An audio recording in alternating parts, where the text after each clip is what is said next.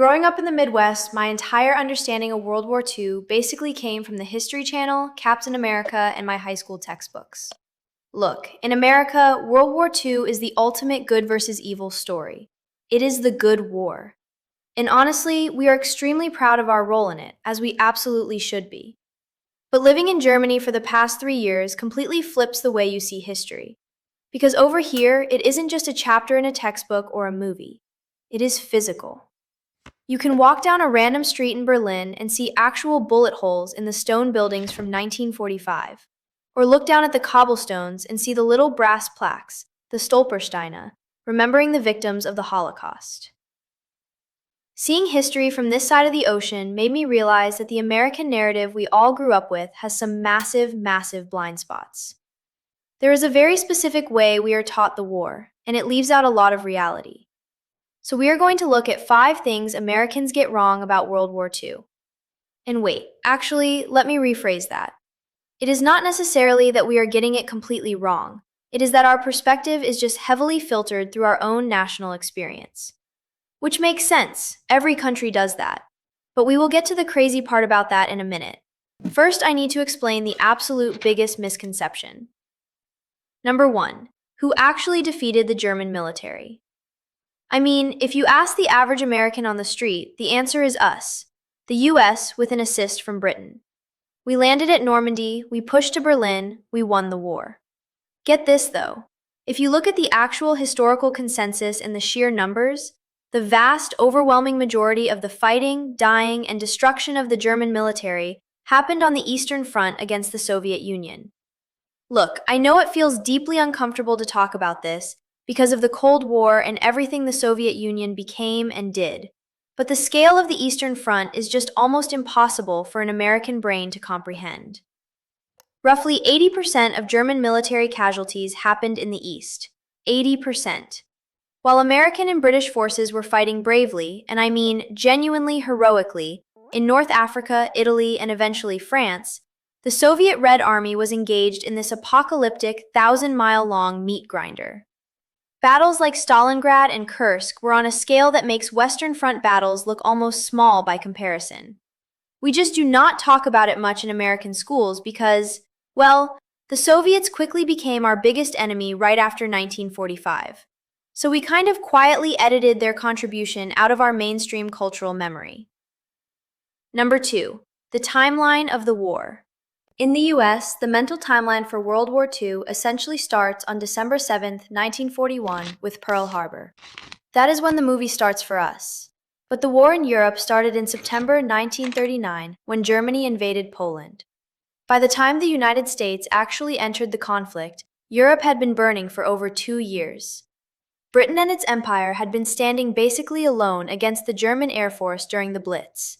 France had already fallen. Millions of people had already died.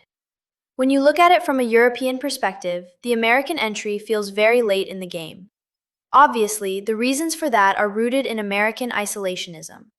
After World War I, Americans basically looked at Europe and said, yeah, we are not getting involved in your messy European drama ever again. We wanted to stay out of it. It took a direct attack on American soil to change public opinion. But because our national story starts in 1941, we often fundamentally misunderstand the sheer exhaustion and devastation the rest of the world had already endured by the time American boots hit the ground in Europe. Okay, moving on to number 3. This one is a little heavier, but it is super important. It is the clean Wehrmacht myth. You see this all the time on the internet, especially in American military history forums, or among guys who are really into World War II tank models.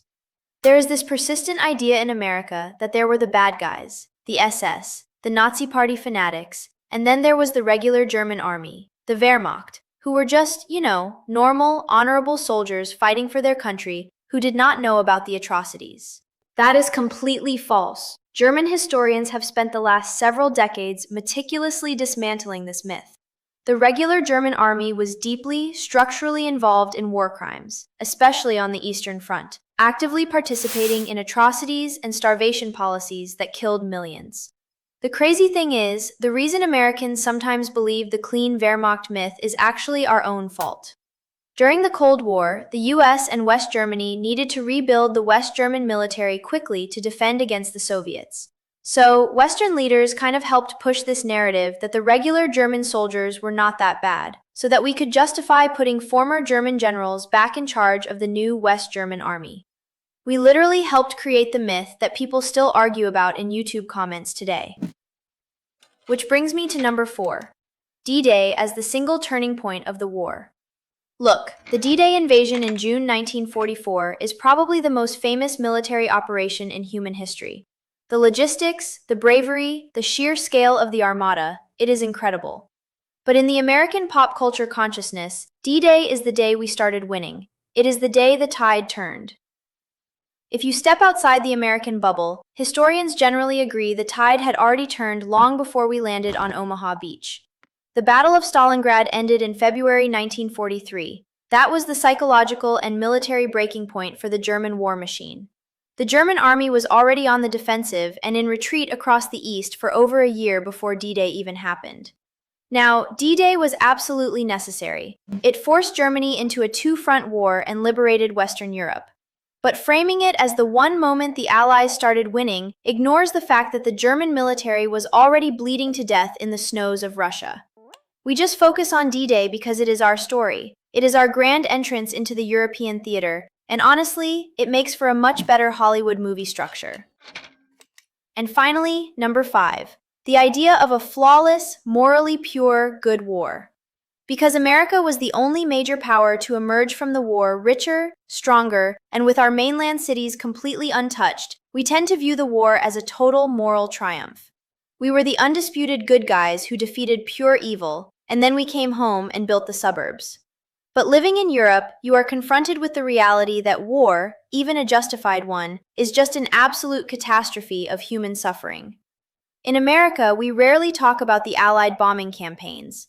British and American air forces firebombed German cities like Dresden, Hamburg, and Cologne, intentionally targeting civilian areas to break German morale.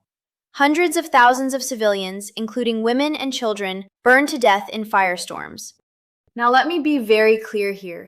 I am not saying the Allies were the bad guys. Nazi Germany started the war and committed the worst atrocities in human history. But realizing the horrifying methods the Allies used to actually win the war shatters that shiny, flawless image we have of the conflict. Add in things like the fact that the American military was still racially segregated, or that we put Japanese Americans into internment camps, and you realize that moral absolutes are really hard to find, even in a war against fascism. Living abroad just strips away the Hollywood gloss. You start to see World War II not as a glorious adventure where we saved the day, but as a deeply tragic, unimaginably horrific global disaster that destroyed a continent. It does not mean we should not be incredibly proud of the Americans who fought and defeated fascism. We absolutely should be. But acknowledging the messy, complicated, devastating reality of history is so much more important than just clinging to a comforting myth.